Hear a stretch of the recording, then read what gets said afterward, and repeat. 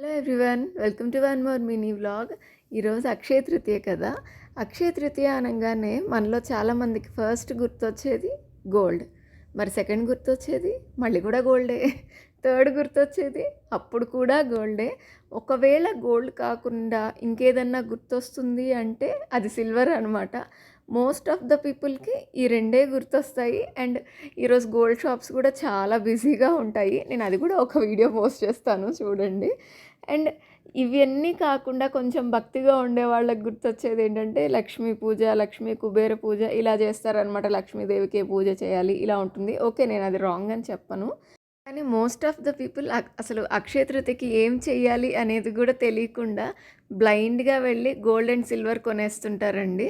అసలు అక్షయ తృతీయ రోజు ఏం చెయ్యాలి, ఏం చేయకూడదు అనే దాని మీద ఒక ఫుల్ వీడియో ఆల్రెడీ నేను అప్లోడ్ చేశాను. ఒకసారి అది చూసి మీకు నచ్చితే లైక్ చేయండి అండ్ మీ ఫ్రెండ్స్ అండ్ ఫ్యామిలీతో షేర్ చేసుకోండి. మళ్ళీ అడుగుతున్నాను అనుకోకుండా సబ్స్క్రైబ్ చేయండి.